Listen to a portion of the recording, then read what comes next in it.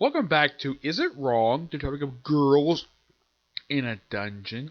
Anime review, episode number 21. This is reviewing the final episode of season 3 for the show, which is called Argonaut. Hero's Turn. Yep, this one adapts from pretty much the last few things to this book. Yeah. Oops. Yes. Yeah, pretty much this episode adapts the last 2 chapters of this book, plus the epilogue. And here's a shocker. They managed to keep a good majority of it in. Yeah, which, that is a big shock. Now, from what I can tell, I think they adapted the first few pages for last week's episode for chapter 6, but yeah, they kept a lot of this in. They did a really good job when it comes to adapting the rest of this book.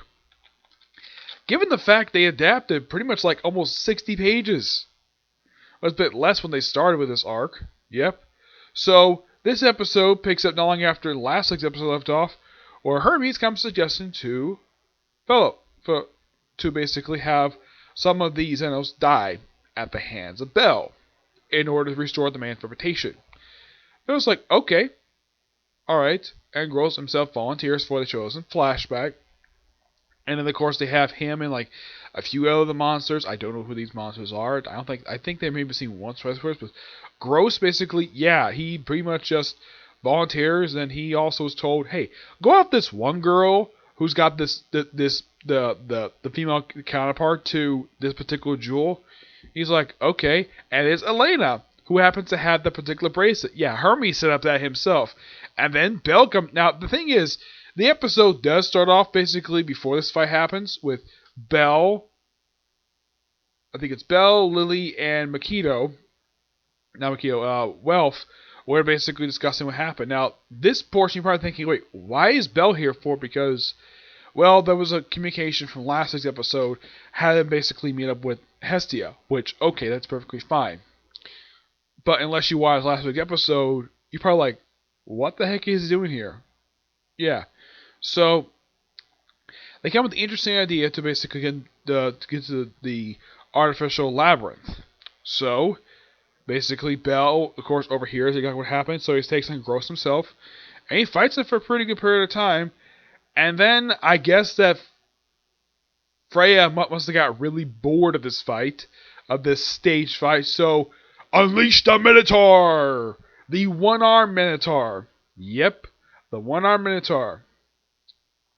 And then, pretty much when he shows up, they brawl through almost the entire frickin' city up until they get to the labyrinth. Well, when they get to the dungeon, of course.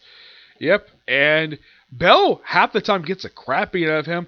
And then, of course, there's some fireballs up, and it turns out Bell has kind of in the way fought this Minotaur before. Except his fur is different. Yes, apparently he has a memory of when he last fought Bell back in season 1. This apparently is a reincarnation of that particular Minotaur. Yeah, it was hinted at basically in this particular thing when he first showed up. That's pretty much what this Minotaur is. It's a reincarnation of that Minotaur who was trained by one of the members of Freya Familia to fight Bell to get his level go up. Of course, there's nothing mentioned about his level going up here. That's not mentioned in the very next book. And of course, Bell loses. Yeah, and of course, Ganesha, I at least appreciate that he does this. Okay, don't interfere with that battle. Our top priority is protect the citizens, which, okay, that's actually a pretty smart move for him to do.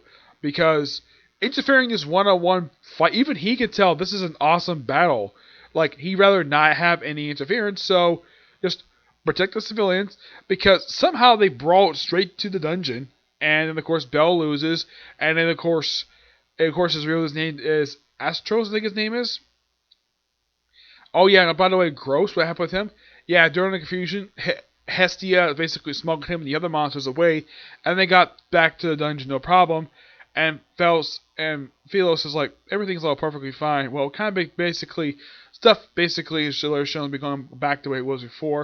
Of course, Ainz and the rest looking for blocked by the Freya Familia. Yes, Freya herself briefly appears in the episode, and somehow, the way it's shown, it's kind of hinted at that she was directing the Minotaur the whole time, basically, to have Bell go back to the dungeon and have basically almost wrecked the place with his freaking body. Oh yeah, also several times he's tossed up into freaking air in this battle.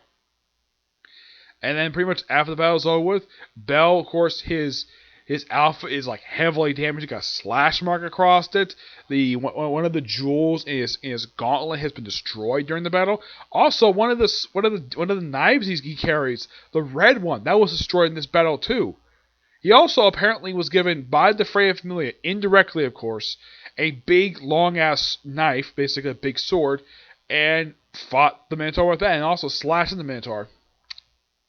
So basically, in a way, even though that Bell kind of lost, he kind of in a way won because his reputation is kind of restored with this battle. A little more than, let's say, his battle with Gross. So basically, the Minotaur goes back down to lower levels to basically train. As for Bell, he goes pretty much the same area he did back in late season 1, where he was shown training with Ainz, and in basically the book and in well, they kind of basically add a little bit of line here, basically, because they had this actually from the manga version of this particular portion of this, where this is adapted from, where he asked Ainz to train him again, and she basically kind of agrees. She basically agrees to do it, and well, that's the episode. I gotta admit, the ending at least got admit for this. The ending is exactly pretty much how the book ended. Not mentioning if he was running again per se, but I got handed to it was actually pretty good. It's a good episode, and probably by far of the 4 episodes of that book 11, it's the best one. Yeah, I thought that was quite interesting, the fact they did that. Yeah, it's the best one. Yeah. Though I kind of figured, though, that in the case of the first episode, they kind of rushed to this book. Yeah. Basically, they adapted pretty much most of this book. I would say the only thing that they didn't adapt was the stuff with the Deadless Notebook. Yeah, the stuff with that was heavily, like, cut out for some reason. But mostly, a lot of this stuff related to certain characters like Belle, Hermes, and a lot of other characters that was kept in the episode. But this all in all was a good episode. But don't worry, this is not the end of the series. Nope. Come back in 4 months for the next episode of this review series, while I'm discussing the 3rd OVA. Yep. So yeah, with this episode, this is the end of season 3. Yep. And we got OVA coming up in April, which I didn't know anything about this until an article was released about it just today. Yep. So yeah, that's pretty much it for this particular review. Stay tuned for tomorrow for, as of right now, at least one video I can think of. Might be another one if I get a comic corner done.